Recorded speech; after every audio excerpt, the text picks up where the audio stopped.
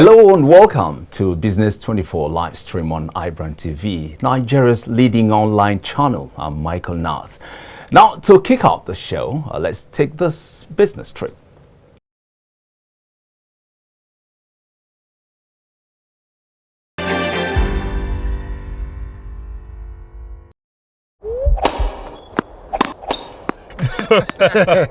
Oh boy, winning you was so easy. I just couldn't stand those your powerful shots. That's what happened. Really?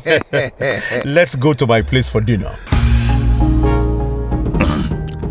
This fufu is so nice. It's through unripe plantain flour. True unripe plantain flour is delicious. Yes, true unripe plantain flour is what I serve my husband for swallows. It's easy to prepare, fortified with vitamin A, low in sugar and cholesterol, rich in fiber that helps the heart, builds and strengthens the bone, and his energy level is boosted. Through unripe plantain flour, no additives, 100% natural, a product of Pali Agro Products Nigeria. Through unripe plantain flour, available in all leading stores nationwide.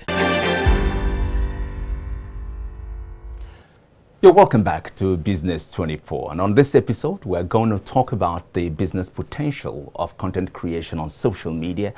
And I have with me here a guest analyst in the person of Faustina Okomayin. By the way, Faustina Okomayin is a content creator. Faustina, you're welcome. Thank you very much. Good. Now, before we go any further, let's take some updates. As reported by thisdaylive.com, a Nigerian industrialist and philanthropist by name Abdul Samad Rabiu has launched the Abdul Samad Rabiu Africa Initiative, ASR Africa, with $100 million annual funding for Africa's social development and renewal. The aim of the endowment is to unlock sustainable development opportunities in Africa by Africans for Africans that would cater for various interventions in education, health, and social development. Now, according to a statement by the ASR Africa Initiative, $50 million would be dedicated to Nigeria yearly, while $50 million will go to the rest of Africa every year starting from 2021. Rabiu, who is the founder and chairman of the BUA Group, one of Africa's largest foods, mining, infrastructure and manufacturing conglomerates, is also the 6th richest black person in the world. That's according to the latest Forbes ranking. Now, the broad focus of the funding is equipping facilities, our researchers, healthcare practitioners, and community-level service providers with the aim of providing sustainable solutions for generations to come. The ASR Africa Initiative also announced grants of ₦1 billion each to 6 Nigerian universities across Nigeria's 6 geopolitical zones.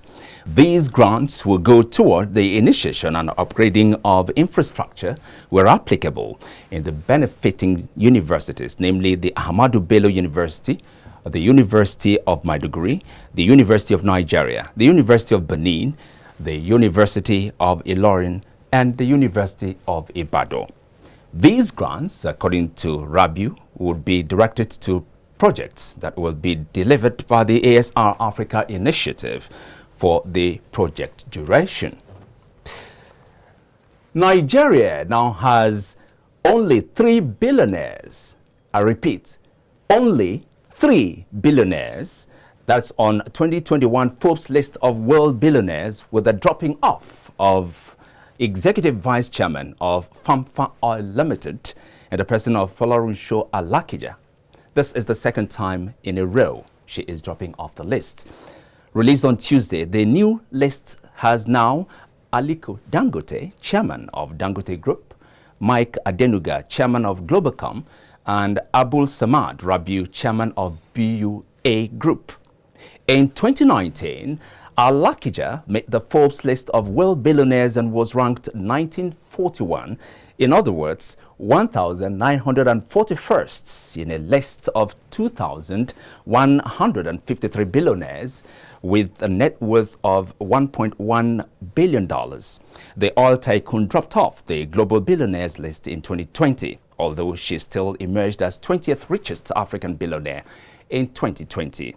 Now, Forbes said Alakija's fortune dropped below $1 billion due to lower oil prices because she is mainly into oil exploration. Dangote retained the top spot of Africa's richest person with a net worth of $11.5 billion, making him the 191st wealthiest person in the world. Interesting story there, wasn't it? You're still watching Business 24 here on iBrandTV. We'll take a break now and come back with more. Stay with us.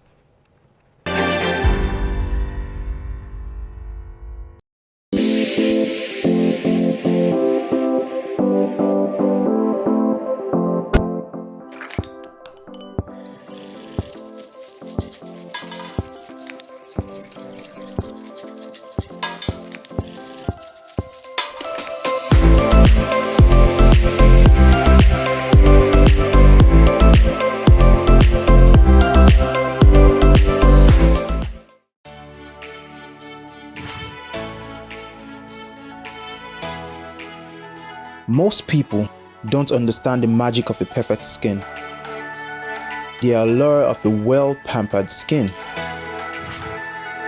We bounce from skincare products to skincare products, from spa to spa.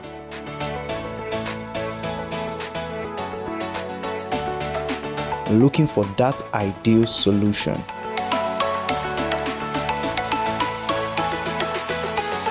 I found the solution.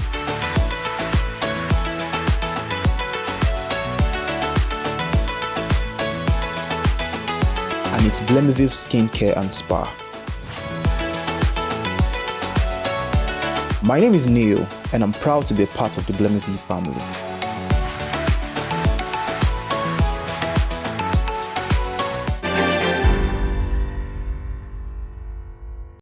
This is iBrandTV, and you're still watching Business 24. Now, social media are simply websites and applications that enable users to create and share content or to participate in social networking. The first recognizable social media site, called 6 Degrees, was created in 1997. And in 1999, the first crop of blogging sites became popular, thereby creating the social media sensation that's still popular till date. Today, more than networking and socializing, the social media provides huge business opportunities through content creation. But what is content creation? A big question there. Content creation is defined as the process of generating topic ideas that appeal to your buyer persona, creating written or visual content around those ideas and making them information accessible to your audience as a blog, video, infographic, or other formats.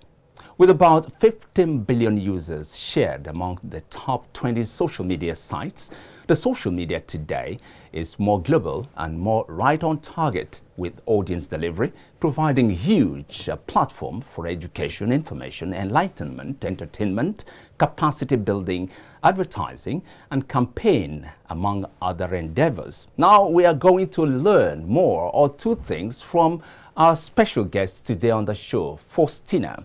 Now, Faustina, in your own way, how would you define social content creation? Content creation is the process of generating original ideas for digital media. And by digital media, I mean blogs, social media, photography is also involved, is also included in content creation and the likes. All right, now it's a huge platform that's talking about the social media, and there are a wide range of business opportunities. How would you explain this further? Okay.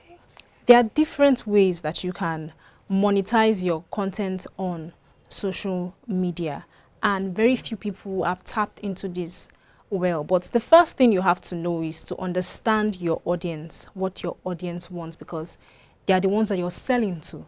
So what your audience wants, what they like, and the kind of content that appeals properly to your audience. Now, in monetizing your content, some people have found a way of selling their content to companies, their original ideas to companies and to brands and all of that. Some sell it directly to their audience. They convert their content into a product or a service that their audience can actually pay for. And some people, based on the platform that they use, have monetized their content through ads.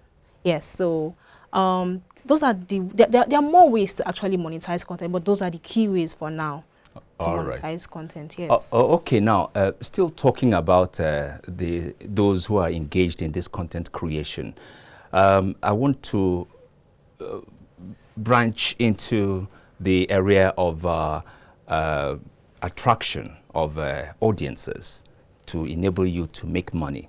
For instance, you talk about subscribers, the number of subscribers one individual can have before one starts making money.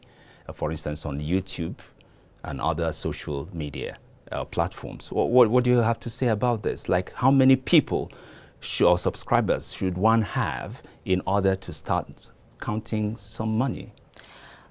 Okay, for YouTube, YouTube has a rule of 1,000 subscribers and 4,000 watch hours for you to start making money. But for other platforms like Instagram and Facebook, there is no certain amount of followers that you need to have before you start getting paid. YouTube has that rule that works for them.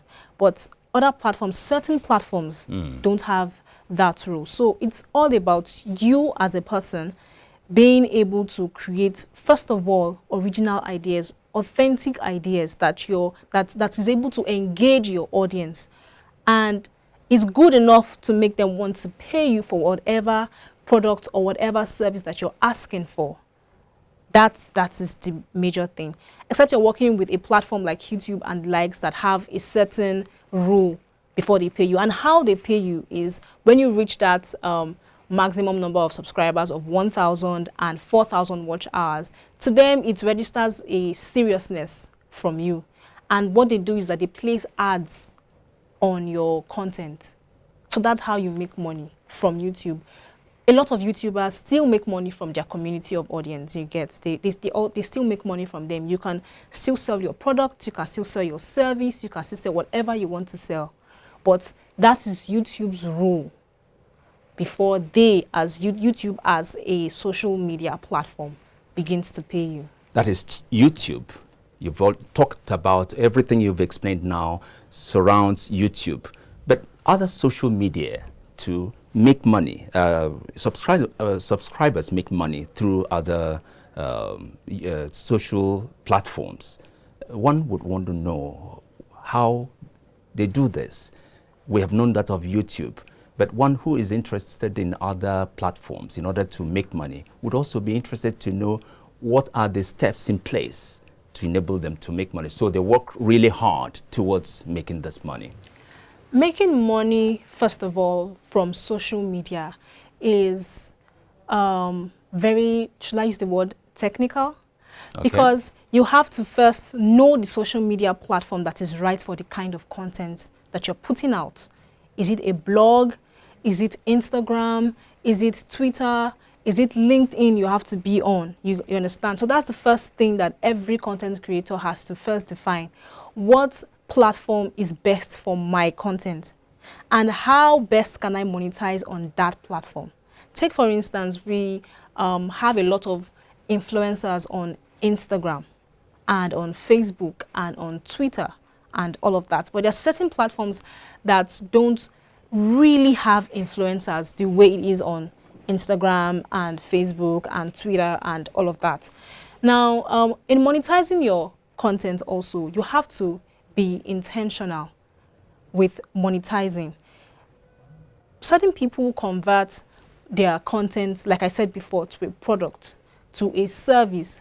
Some, based on the nature of their content, they can be approached by a brand, a company, whatever, for them to generate or create an idea around the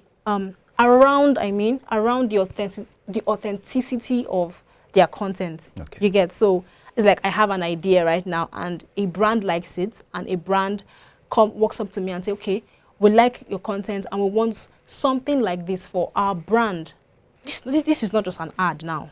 This is not just an ad or an influencing platform. Now, like for instance, for bloggers, bloggers, a few bloggers sell ebooks on their sites. A few bloggers also have subscriber-based information that you have to pay to get certain things from them and all of that. So first, like I said before, you have to understand what your content is about. Now, this may not happen overnight. It may happen with time, as you stay on it, as you keep working on it, and as you evolve with time. But you have to pay key attention to your audience. We always say that content is king, but very few people talk about the kingmakers. And the kingmakers actually is the audience. You know, they, based on what you put out there, you watch the feedback from it, and you check out what they want more of, what they're yearning for, what they are willing to pay you for. How does one find out, you know, how does one know the real content to put there in order to attract this traffic? So it happens over time because there are different forms of content. There are different forms of ideas out there. Now, one of the things that people involved in content creation, content creators I mean, do is they watch feedback. The beautiful thing about social media is that you're able to create a community. And because you have that community, you see comments, you see engagements based on whatever you put out. Now, you pay attention to what they engage most with, the content that they engage most with. And then you can also ask them. Is it a kind of trial and error thing? No, it's that's not. Experimental? I don't want to use the word trial and error. But that's what it sounded like. Okay. So first of all, when you put out content, and then, of course, you definitely get feedback. You get comments, you get engagements on all those content and all of that. Just certain content, certain kinds of content that you put out, still based on your originality, is all still what you're doing. Now, the thing about content is that your niche is very important. Your niche will call forth your audience. They will come based on what you're offering them. Now, still in that niche, there are certain things that they will definitely love more than others. You understand? There are certain things that will, of course, call more attention than others. Now, you can pay attention to that particular thing and then decide that, okay, based on this, on the attention I've garnered from this and all of that, you can decide to focus more on that. So it's not really a trial and error, but it's somehow a trial and error. It's just that you're really paying attention to what they like, to what your audience is really interested in, to what your audience wants more of. Because I learned that it doesn't make sense to keep asking a question that nobody is, to keep answering a question that nobody is asking. Yes. Okay. So this is what they want. This is what they like. This is what they're interested in. So I think it makes sense to keep giving it to them. They're your audience, they're your community. They're why you're there. So you have to just pay attention to what they're doing. For a certain level of our viewer out there are certain terms here they may not be familiar with, like when you mentioned niche. Okay. Could you break it down for the benefit of such people? Niche is your area of focus, like what you're concentrating on. Now, let's take, for instance, there are people on YouTube that all they talk about is makeup. People on YouTube, what they talk about is lifestyle. There are people that all they talk about is natural hair, beauty, and different things. There are people that all they do is commentary. That's their niche. You'll never find someone who is into commentary talking about makeup, except he's... So you have to specialize in one particular area. You have to specialize. And stay there. Yes. Is there any, is it a crime to do two things at the same time, like have two niches at the same time? It's not a crime. It's very possible. But you're advising that one specializes on one, is it? It's advisable you specialize on one. Okay. And if you know that, because generally human beings are multi-talented and there's nothing wrong with exploring all your talents, you have to be intentional about separating them and letting your audience know that, okay, this is me, the makeup artist. This is me, the chef. This is me, the business expert. So if that area of business doesn't appeal to me as your audience, I can stay away from that and just focus on you being a chef. Because by the time I keep coming to your platform and I'm interested in your cooking skills, but I keep seeing business. Okay. I will not come back next time because I'm yes. getting confused. Yes. That makes a lot of sense. Now, what definite steps can one take, to eventually arrive as a content creator? First of all, there's no, in my opinion, there's no arrival point because content is a continuous process. Okay. Content is constantly evolving. Okay. What worked yesterday may not work tomorrow. And you have to pay attention to that change. If not, you become irrelevant. You have to keep being there, paying attention to the change. And keep updating. Whatever. Yes. And another thing is to watch out for trends. Interestingly, trends don't last for too long. Some trends, don't last for too long. But by the time you pay attention to these trends, you can know, okay, you can cash out first of all on those trends. And then also as a person, as a content creator who is evolving, you can decide that, okay, based on this trend and based on the response I got on this trend, I can create something unique. You understand? It's not just about following a trend, jumping on a trend, and when the trend is over, you also dump it. You can follow a trend, you can follow the tide of that trend, and somewhere along the line, you find out something entirely unique, and then you can focus on it, and it will look like you hit a gold mine. Wow. Yeah. Now, can you mention like 5, or let me say 6 contents that will sell? For instance, when you were talking about content creation, you mentioned something like it depends on the individual's niche, right? Yes. Something like that. Now, for the benefit of the viewer out there who wants to try his hands on content creation, what 5 contents would you recommend that can easily attract traffic and help the creator make some money? Okay, I would rather not mention certain specific content that I think works. Okay. Because, like I said before, this industry is an evolving industry because it is based on the creativity. So what didn't make it yesterday could make it today, yes, and vice versa. Yes, I see. So it's based on the creativity of the content creator, and you will be surprised that something that I will look down on is something that every other person will love. So if I say that, oh, makeup right now is the in thing, it is what is working, everybody loves it, but maybe tomorrow we'll find out that it's photography that everybody now wants to do. Even in photography, what if I say right now that people want to see landscapes, people want to see waterfalls and all of that, but no, they want to just see maybe I don't know, portraits. I don't know if you understand what I'm trying to say. I do. So I'm with you. It's an industry that is changing fast. In nanoseconds, like right now that we're talking, someone is creating content somewhere, and it's a global audience. So right here, right now, from Nigeria, we are reaching people all over the world, and people are consuming content from different nations, and it's also influencing how we create content here. For me, I think the most important thing that content creators should pay attention to is their authenticity. Now, it's very easy to be carried away in the pool of, okay, this is what is working, this is what everybody is doing now, let's jump on this trend, let's do this, let's do that, you know. It's easy for people to copy.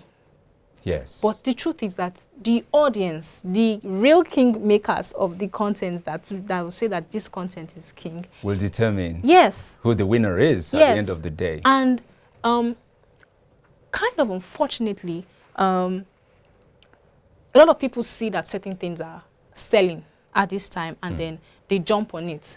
But because it's not original, they don't have an identity, they don't understand how this thing is. It's mostly copy. It's not wrong, but it's because it's mostly copy. They don't tend to last for too long. They don't tend to last for too long. And that's where the problem is. So I would say for any content creator out there, be intentional about originality, about authenticity, about your identity. What will make everyone say, okay, there are so many comedy skits out there, but of all the comedy skits, once I hear so-so person, that one stands out. Yes. Okay. You have to find out what makes you different, what makes you unique. All right. Thank you very much, Faustina. I won't let you go until you've given a piece of advice to some people out there who would want to venture into content creation. What's your parting? Okay. I'll say, first of all, be ready for the long haul. I mean, it's not a sprint, it's a marathon. Be ready for it. It's something that will take you, should I use the word, a lifetime, if you're interested in being in this industry for that long. So take your time, do your research, find out your identity first.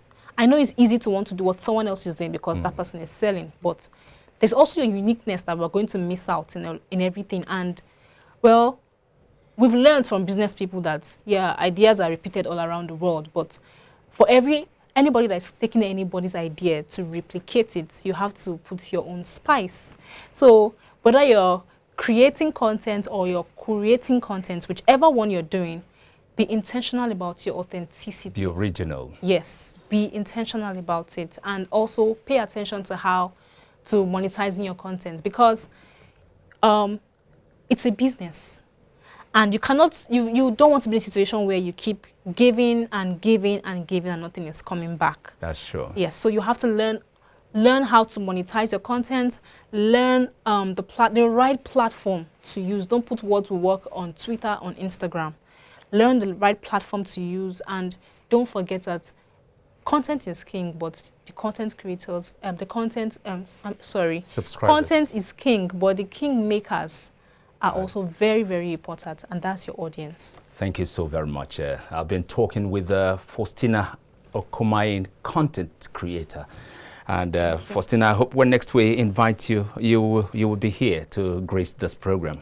Of course. Thank you so much. Thank you for having me. There she was giving us another business opportunity, which I hope you are going to make use of. Thank you very much for being there, because without you, it couldn't have been possible in here. We will come back again tomorrow with another very exciting edition of Business 24.